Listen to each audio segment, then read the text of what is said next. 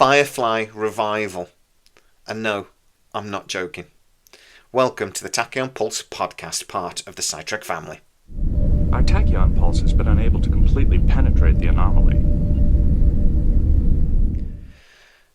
18 months ago or so, we first dropped the rumour that actually Nathan Fillion was seriously interested in doing potentially a trilogy of movies with Universal to appear on the Peacock network of the Firefly. The story idea was basically something that Nathan Fillion had come up with, and it was that basically at the trilogy start we would see a broken Mal. Something had happened. He potentially lost the Firefly, all the crew had scattered, and he was just destroyed. His spirit was just gone. And over the trilogy of movies, we'd have seen him become the Captain Mal we know and love once again. I actually thought this was a really good idea and would have been brilliant for Nathan Fillion, mainly though because I think it's actually pretty believable. I don't think following the events of Serenity, the Alliance would have just rolled over and let them get away with it. I think they'd have cracked down on the Serenity crew and basically the wider solar system in some cruel and evil way. And say something happened to Zoe or Kaylee or River, I think that would have been enough to push Mal over the edge. And really, I could see him pushing the rest of the crew away and, becoming a hermit, basically. So, I like the idea of something happening that forces Mal to face his demons and to basically try to find some sort of rebirth. But apparently, Universal are no longer interested. They did get as far as actually talking to Disney, who own the TV rights, to sort of clarify what the right situation with Firefly is, because basically Disney own the TV rights, or Fox do, who obviously no Disney own, and Universal who own the movie rights. With Universal wanting to do sort of a straight-to-streaming movie, they wanted to sort of clarify what that meant, because when the contracts obviously were written for these and the rights were agreed, there weren't streaming movies. So apparently they just wanted to clarify that, and Disney said, so we'll negotiate something, but we won't sort of put a kibosh on it.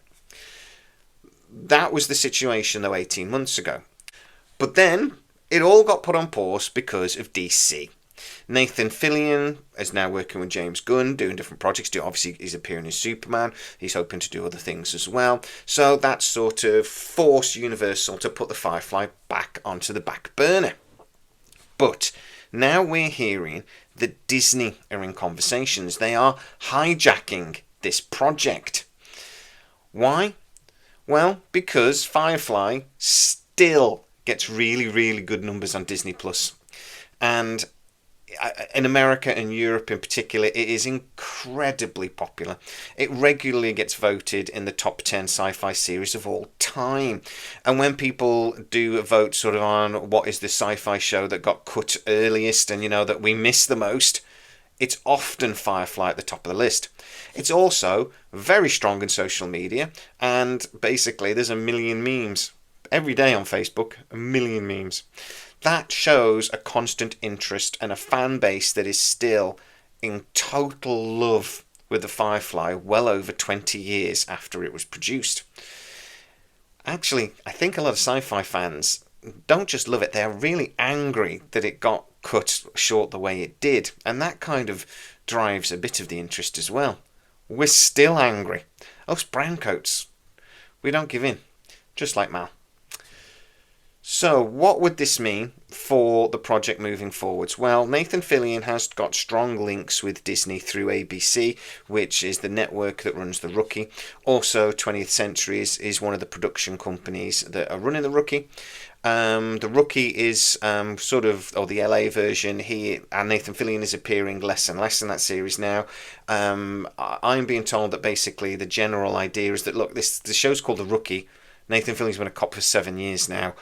At some point, we've got to focus on rookies. And we've also then got the new show that's going to be based in Washington, D.C., that actually Nathan Fillion is an executive producer for. And it just seems that, at least for Nathan Fillion, the Rookie is sort of winding down a little bit. He wants to do other things. He's also one of those actors, though, that really does value his own time, and he does take 3 or 4 months off every year to sort of rest and recharge his batteries. Joss Whedon. Let's cover this really quickly. The rumour we're hearing again is that Joss Whedon will be involved in this. Joss Whedon does own some of the intellectual rights to the Firefly. He wrote many of the episodes, except with Tim Minear, and anything that Disney did with the Firefly would have to be negotiated with Joss Whedon in some way. But I'm hearing that Nathan Fillion is actually very, very keen for Joss Whedon to come back, and actually says it is the only way he would do it. I also am hearing that Tim Minear will be part of that deal. It also seems, though, that Nathan Fillion does want to bring back all of the characters, including Wash, who is dead. So, how would you bring back Alan Tudyk? Well, we are spitballing a little bit, because obviously we don't know, it's not been written. But there are ways. I actually think if we're seeing a broken, haunted Mal at the beginning, maybe Wash isn't a ghost. Let's not go with the ghost. Let's not say he's actually a spirit. But that doesn't necessarily mean that Mal isn't seeing him, and maybe even talking to him. When a character like Mal becomes so ravaged with guilt, that manifests in different ways, and can physically manifest in you seeing somebody that you are very guilty about. So perhaps that is how it's done. Or it could just be in flashbacks and things, but obviously you'd then have to wonder about the age change. But I think something like that could be very easily done, and could be really well done if it wasn't overdone. That's the big worry about that, is it could become cheesy very, very quickly if they get it wrong. I would love to see other characters come back, and I think all of the actors, other than maybe Jane, have aged really well and would look brilliant. Morena Baccarin is still stunning. Jill State is still stunning. So that wouldn't be a problem. Jane, he's aged. But, I'm sure they could figure that out, special effects as they are and all. The thing that's exciting, though, is that Disney don't seem to be looking at this to actually do a trilogy of movies or something. They actually seem to want to do sort of a mini-series. So I think we could get something that's maybe like 6-8 hours worth of Firefly out of this as an initial thing. I'm also hearing, though, that this is sort of like a run-up to doing something else with the Firefly. I think it would be sort of like a soft reboot that would come at the end of this. I can't see Nathan Fillion doing several series of the Firefly again. From what we hear is he wants to do movies, he wants to do things with James Gunn, he wants to do other big projects. So even though I know he loves the Firefly, I really can't see him doing, like 10 seasons of it. Which is what we would want if we're honest, but let's be realistic. I think Disney would use this, and if it was popular, to try and introduce a few new characters, and assuming that goes well, to maybe do some sort of new show, maybe aboard the Firefly, going into and exploring this galaxy even further. That, I think, is one realistic, but also could be quite exciting. Let's bring in some new characters, let's bring in some new actors, and let's see if we can capture lightning in a bottle again. Don't get me wrong, the casting would have to be amazing. But Joss Whedon has done it before. Let's see if he could maybe do it again.